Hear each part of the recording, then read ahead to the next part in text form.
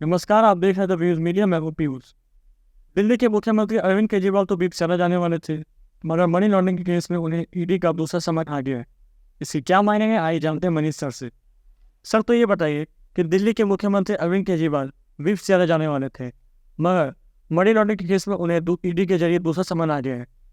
इस बारे में आपका क्या कहना है सर? देखिए, अरविंद केजरीवाल माना जाता है कि भारतीय राजनीति के सबसे शातिर खिलाड़ी हैं।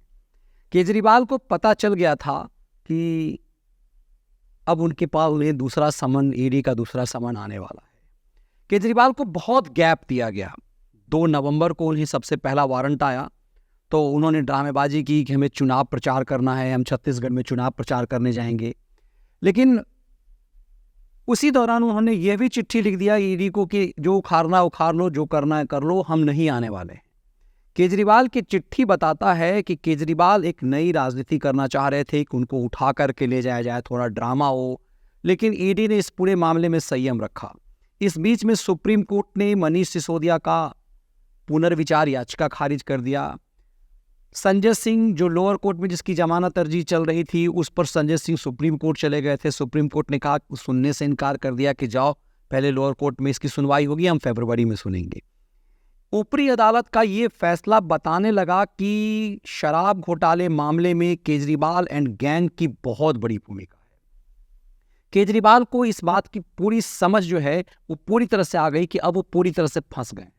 इस पूरी प्रक्रिया में यदि आप देखेंगे पीयूष, तो यह भी बीच में आया कि केजरीवाल के पार्टी के जो खजांची हैं गुप्ता जी, उसको ईडी ने वारंट जारी किया था।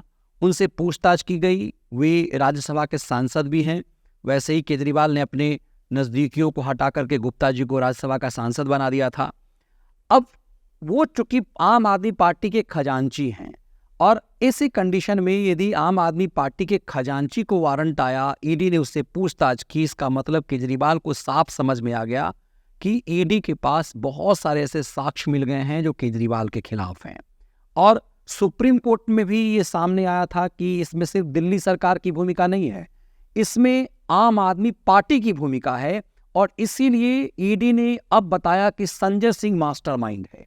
अब तक गिरफ्तारी अरविंद केजरीवाल की नहीं हुई है, लेकिन जानकारी के मुताबिक ईडी ने मैसेज दिया है कोर्ट को कि वो एक और चार्जशीट जो है तैयार कर चुकी हुई है। उस चार्जशीट में साफ नजर आ रहा है कि अरविंद केजरीवाल का नाम है, आम आदमी पार्टी का नाम है। तो चार्जशीट, यदि केजरीवाल गिरफ्तारी में ड्रामा करेंगे तो उससे पहले उनके खिलाफ चार्जशीट आ जाएगी, और चार्जशीट आने का मतलब है कि चार्जशीट में उनका नाम, ईडी के पास पूरे साक्ष्य कि इस पूरी योजना के असली मास्टरमाइंड, पहले तो जो मनीष सिसोदिया को बताया गया था वो उससे ज़्यादा आगे संजय सिंह का आया, उसके बाद केजरीवाल का।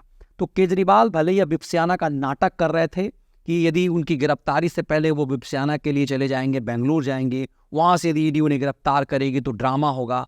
दरअसल ईडी भी जानती है इनकी चालाकी को, और ऐसे कंडीशन में मुझे इसकी संभावना कतई नहीं लग रही है कि ईडी उनको वहाँ से गिरफ्तार करेगी। चार्जशीट पहले आ जाएगी, उसमें इतने साक्ष्य हैं कि केजरीवाल को कोई बचा नहीं पाएगा। क्या माना जा रहा है कि अरविंद केजरीवाल जब खेल खत्म है? बिल्कुल, आप बिल्कुल सही कह रहे थे कि केजरीवाल इस पार्टी के संयोजक हैं, इस पार्टी के सर्वे सर्वा हैं। केजरीवाल की कुल जमा पूंजी उनकी साख है, जो उन्होंने बनाया कि मैं ईमानदार हूँ, मैं पूरी नैरेटिव बदलने के लिए आया हूँ। जनता ने समझा कि जिस व्यक्ति ने इतना बड़ा नैरेटिव गढ़ा कि वो व्यवस्था बदलने के लिए आए हैं, वो इस कदर बेईमान है कि वो शराब माफियागिरी का धंधा कराता है। दिल्ली में पार्टी फंड के लिए शराब माफियाओं को, दिल्ली को शराब माफियाओं के सपोर्ट कर दिया।